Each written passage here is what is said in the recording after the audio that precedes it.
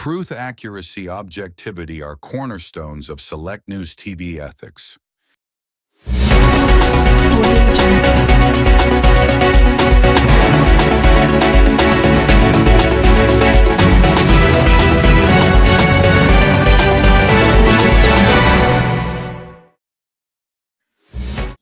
Hi నమస్తే, నేను మీ కేకే. Welcome to journalist కాదా. బీఆర్ఎస్లో జరుగుతున్న ఈ ఆధిపత్య పోరాటం అనేది, అంటే కుటుంబ కలహాలు అనేది పార్టీని దెబ్బతీయటమే కాదు, ఇప్పుడు కవిత మాట్లాడింది, కవిత రాసినట్లుగా కేసీఆర్కి కవిత రాసిన లెటర్ బయటికి రావటం, వీటన్నిటి నేపథ్యంలో కవిత వ్యాఖ్యలు ప్రాధాన్యత సంతరించుకున్నాయి. దాని తరువాత కేటీఆర్ కూడా దాని మీద స్పందించడం జరిగింది. అయితే ఈ విషయాలన్నింటినీ బట్టి చూసినట్టయితే కేటీఆర్ని మొత్తం అధిక ప్రాధాన్యత కేటీఆర్కే ఇవ్వటం వల్లే కవిత ఈ మొత్తం కూడా అసంతృప్తి పూర్తి స్థాయిలో తన తండ్రి మీద పూర్తి ఆగ్రహంగా ఉన్నట్లుగా కనిపిస్తోంది. ఇక్కడ కేసీఆర్ తన తండ్రి కేసీఆర్ చుట్టూ దయ్యాలున్నాయి అనే వ్యాఖ్యలు, తీవ్రమైన వ్యాఖ్యలను అయితే కవిత చేయటం జరిగింది. అయితే దీంట్లో ఈ కవిత లెటర్ మీద రియాక్షన్ కోరినప్పుడు మీడియా కేటీఆర్ కూడా ఆసక్తికరమైన మాటలు అనటం జరిగింది. ఇక్కడ పార్టీలో ముఖ్యమంత్రి రేవంత్ రెడ్డి కోవట్లు ఉన్నారు అని.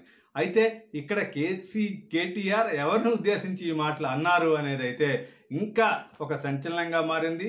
అయితే రేవంత్ రెడ్డి కోవట్టు కవిత అనే అనుమానం అయితే ఇప్పుడు అందరిలో కూడా కలుగుతోంది.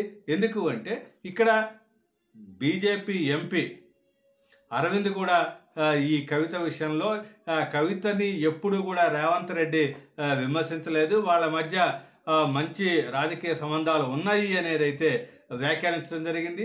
ఈ మొత్తం పరిస్థితులన్నింటినీ కూడా చూస్తుంటే కేటీఆర్ తరువాత కవిత మధ్య పొసగటం లేదు.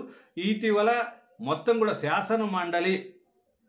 శాసనమండలిలో బీఆర్ఎస్ పార్టీ నేతగా తనని ప్రకటించమని కోరినప్పుడు దాన్ని రిజెక్ట్ చేశారు. కాబట్టే కవితకి కోపం వచ్చింది అనేది అయితే చెప్తున్నారు. ఏదేమైనా సరే ఇక్కడ లిక్కర్ కేసులో కవిత జైలుకి వెళ్ళి వచ్చిన తరువాత మొత్తం మీద పార్టీ పరంగా కవిత యొక్క ప్రాధాన్యతని తగ్గించేశారు. కాబట్టి ఆ తగ్గించిన ప్రాధాన్యతని పొందటానికి కవిత అయితే ఈ కుటుంబం మీదే, తండ్రి మీద, అన్న మీద తిరుగుబాటు అయితే చేస్తుందని స్పష్టంగా తెలుస్తోంది. అవసరమైతే కొత్త పార్టీ పెడతామని అయితే వార్తలు వస్తున్నాయి కవిత. కాబట్టి ఇక్కడ దాన్ని కూడా ఇక్కడ తెలంగాణ బహుజన రాష్ట్ర సమితి అనే ఒక పేరు కూడా ఖరారైందనే వార్తలు కూడా వస్తున్నాయి.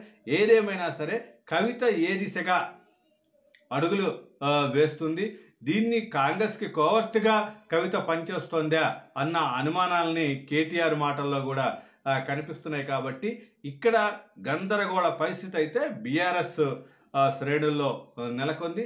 ఏదేమైనా సరే బీఆర్ఎస్లో కవిత సంక్షోభం అయితే పార్టీకే నష్టం తెచ్చేదిగా కనిపిస్తుంది. అయితే ఒక పక్క బీఆర్ఎస్ నుంచి ఇక్కడ 25 సంవత్సరాల వరంగల్ ఈ సభ వేదికగా బీఆర్ఎస్లో నెక్స్ట్ కేసీఆర్ తర్వాత కేటీఆర్ఏ అనేది అయితే మొత్తం కూడా కేసీఆర్ఏ అనౌన్స్ చేసినట్టయింది. ఎందుకంటే ఆ సభా ప్రాంగణంలో మొత్తం కేటీఆర్ బొమ్మ తప్ప ఏది పెట్టలేదు, ఎవరిని కూడా మాట్లాడనివ్వలేదు.